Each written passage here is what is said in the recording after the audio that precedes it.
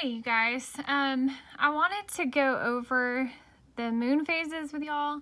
I know you read about them today in your textbook and hopefully you watched the video link that was posted that explains them. I have my camera here on some really important parts of this. So this top paragraph here, those terms are in your PowerPoint that I uploaded. Again, hopefully you read them today, but you need to be familiar with them, like the terminator, the far side, light side, dark side, all of those. Some of them are self-explanatory, I hope, but you're going to want to make sure you're familiar with that. But moving down here to the picture with the moon phases. So for me, learning the phases, it was easier for me to first identify if it was crescent or gibbous. That part was easier, or if it was a quarter, and then determine if it was waxing or waning. Okay, so in order to determine the phase of the moon, you need to look at the part that is lit, okay? The part that you can see, not the dark part, okay? You don't look at the dark part, you look at the shape of the part where the light is. So you can see top left corner where it says waning crescent. So the part that is light that you can see is in the shape of a crescent. Okay, the other crescent is kind of bottom left corner.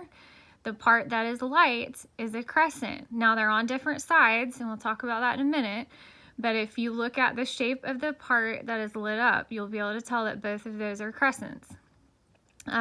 New moon and full moon you have to memorize, but if you know that full moon is when you can see it fully, then new moon is opposite of that. You cannot see it at all.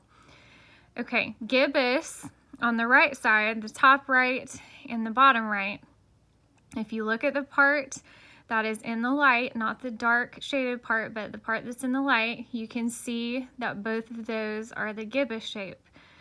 The same with quarter, both of them, which that's easier because it's kind of right down the middle, but both of those are quarters. It might be confusing because half of it you can see, so if you're thinking of it in terms of fractions, that might throw you off, but if you can see half of it, that's actually a quarter moon. All right, now the part about waxing and waning. So if the moon is growing from not being able to see it at all to full moon, then it's waxing. Okay, it's getting bigger. Once you hit full moon, then it's waning. Okay, so it's going from being fully lit up to new moon again. So this is the part where you're gonna have to memorize the side, if that makes sense. So if you start on the left there in the middle at new moon, which is when you can't see it at all, then the next phase is going to be waxing crescent. And in that phase, it's going to be darker on the left side. Okay? And then first quarter is when it's halfway lit up, but again, the darkness is on the left side. Okay? Then you move on to the gibbous. Again, the darkness is on the left side, and then you're at full moon.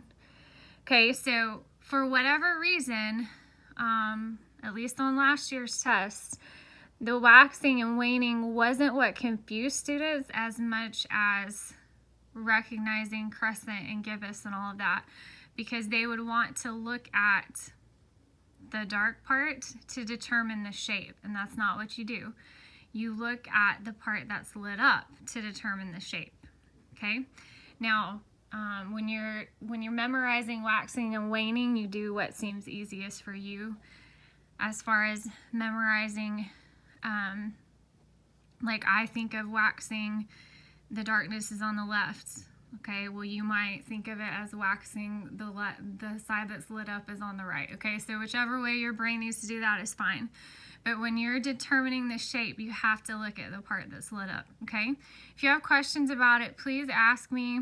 Please look at this picture a lot. You will have questions like this on your test, which is probably going to be at the end of next week. Please email me or send me a chat if you need me.